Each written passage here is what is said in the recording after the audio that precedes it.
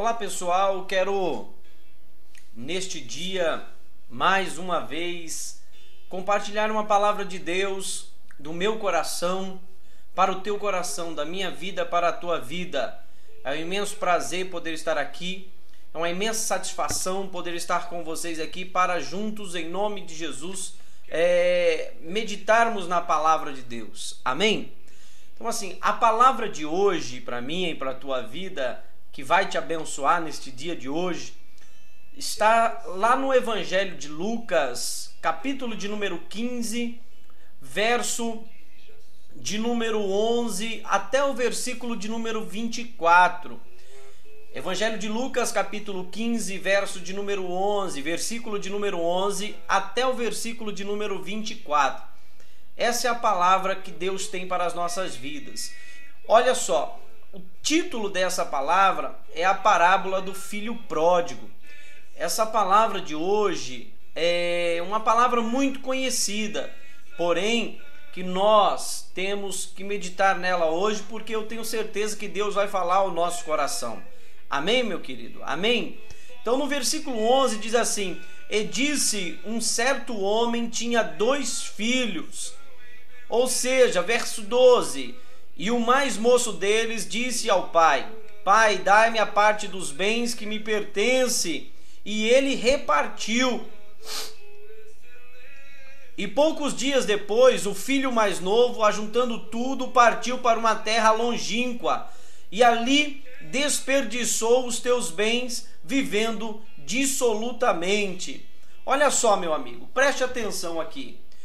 Essa parábola do filho pródigo, ela me mostra 2 diferenças. A diferença daquele que vive na luz e a diferença daquele que vive nas trevas. A diferença do mundo para a presença de Deus. Evangelho de João, capítulo 15, versículo 19, diz assim: Se vós fosseis do mundo, o mundo amaria o que era seu. Mas como vós não sois do mundo, é por isso que o mundo vos odeia. Então, do versículo 11 até o versículo 24 de Lucas 15, eu aprendo algumas coisas na vida daquele filho pródigo e que me vão fazer meditar acerca do caminho que eu estou seguindo, acerca do caminho que você está seguindo, acerca de como você está direcionando a sua vida, acerca de como você está dando um rumo naquilo que você no caminho que você tem para trilhar e para seguir. No versículo de número 12 já fala assim, ó: E o mais moço deles disse ao pai: Pai, dai-me a parte dos bens que me pertence. E ele repartiu por eles a fazenda.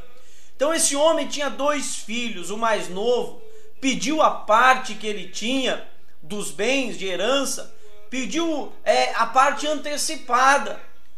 Por quê? Porque ele queria se aventurar. Mas o que me chama a atenção nesse versículo de número 12 era a teimosia. Quando uma pessoa está em trevas, meu amigo, quando uma pessoa está trilhando um caminho nas trevas, ele é uma pessoa teimosa. Quando ela está no mundo, ela é teimosa. Deus chama, Deus fala, Deus mostra, o pai fala, mas não adianta.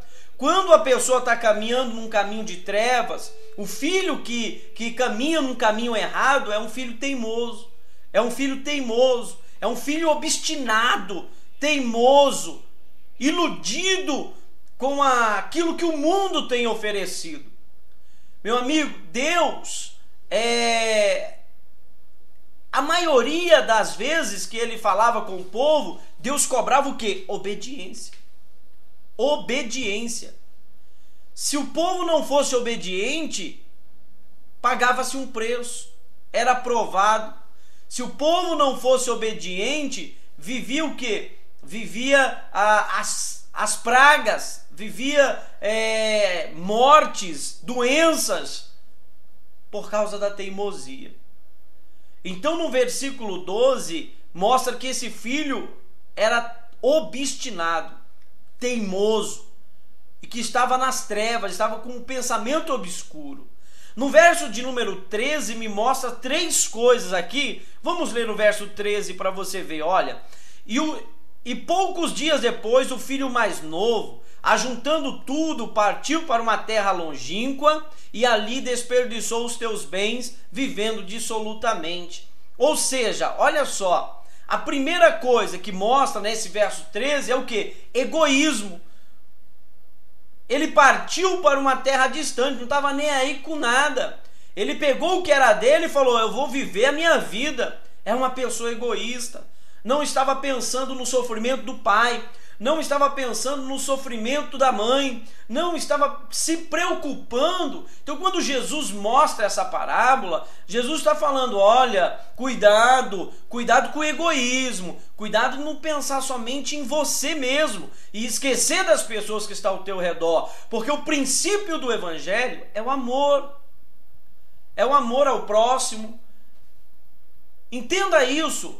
No verso de número 13 mostra exatamente o que? Egoísmo. Mostra, e poucos dias o filho mais novo, ajuntando tudo, partiu para uma terra longínqua. Além de egoísmo, mostra o que? Separação. Ele não quis saber de nada, ele não quis saber de ninguém, ele abandonou o lar, abandonou a casa do pai, abandonou a presença do pai e foi para uma terra longínqua. Ele se separou daquilo que era dele. Ele se separou da presença linda do Pai. Assim é muitas pessoas que estão nas trevas. Essas pessoas vivem obstinadas na teimosia, né? Só saem da casa do Pai por causa da teimosia, porque não querem obedecer, né? São pessoas egoístas. São pessoas que não se preocupam com a separação. Não se preocupa se o pai vai sofrer. Assim mostra uma pessoa que está nas trevas.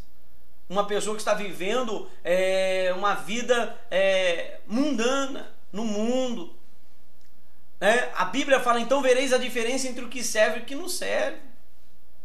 É essa separação que eu quero mostrar para vocês. É essa diferença de quem serve e de quem não serve. Aquele filho estava completamente iludido. E quando termina o versículo de número 13, fala assim: e ali desperdiçou os seus bens, vivendo dissolutamente. Fala de sensualidade, vivendo no pecado, na sensualidade, se prostituindo. Assim é uma pessoa que está nas trevas. Vive uma vida de pecado, não vê a hora de chegar um fim de semana para se prostituir, não vê a hora de chegar um fim de semana para sair. E às vezes sai com 1, 2, 3 mulheres, ou sai com 1, 2, 3 homens e vive uma vida dissolutamente, vive uma vida de pecado, vive uma vida de vícios. Não vê a hora de encher a cara, né? É uma pessoa que está nas trevas. É a pessoa que está nas trevas, como aquele filho pródigo. Ele saiu da casa do pai para viver nas trevas. No verso de número 14, diz assim o verso 14: e havendo ele gastado tudo, houve naquela terra uma grande fome, e começou a padecer necessidade. Aquilo era o quê? Destruição espiritual. Meu amigo, você que está nas trevas, você que está vivendo uma vida nas trevas, a primeira coisa que começa é destruição espiritual. Aquele jovem começou a padecer necessidade. Aquele jovem gastou tudo e não tinha mais nada. Veio fome naquela terra. Não tinha mais nada. Começou a se perder. Houve uma grande tribulação, uma grande fome naquela terra. Essa parábola mostra a queda espiritual de uma pessoa. A queda espiritual. Porque se você está na presença de Deus, irmão, até na hora da dificuldade você encontra forças. Há forças para lutar, mas se você não está na presença do Pai, o Pai não pode te ajudar. O Pai não pode levantar as mãos para te socorrer. Então aquele jovem começou a se destruir. No verso de número 15 fala assim, e foi e chegou a um dos cidadãos daquela terra, o qual o mandou para os seus campos a apacentar porcos. Verso 15, humilhação. Quem está na treva, meu irmão, vive uma vida de humilhação. Quem está no pecado, quem está vivendo uma vida dissoluta, quem está vivendo uma vida na obstinação, na teimosia, no egoísmo, uma vida separada, ele sempre vai viver precisando das pessoas. Humilhado. E no verso de número 16, e desejava encher o seu estômago com as bolotas que os porcos comiam, e ninguém lhe dava nada. O que é isso? Fome. Assim é quem está nas trevas. Fome, humilhação. Meu amigo, se você está vivendo uma vida de fome, de necessidade, de humilhação, você precisa voltar o mais rápido possível. Você precisa se voltar para o Pai. Você precisa se voltar para o Senhor. Você precisa se voltar para Deus em nome do Senhor Jesus Cristo. Agora já no verso de número 17, versículo de número 17, fala assim, ó: e tornando em si disse, quantos jornaleiros de meu pai têm abundância de pão, e eu aqui pereço de fome. Olha a diferença de quem estava nas trevas. O cara era obstinado, teimoso. Já no verso de número 17, no versículo 17, mostra o quê? Reconhecimento. Quem está na luz, irmãos, reconhece a dependência do Pai. Quem está na luz, reconhece a dependência de Deus. Quem está na luz, reconhece o que o Pai sempre fez por ele. Lembra. Quem está na luz, lembra. No versículo 18, diz assim: levantar-me-ei e irei ter com meu Pai, e dir-lhe-ei, Pai, pequei contra o céu e perante ti. O que é isso? Resolução. Arrependimento. Como no versículo de número 19, que fala assim: já não sou digno de ser chamado teu filho, faze-me como um dos teus trabalhadores. Arrependimento é a diferença de quem está na luz.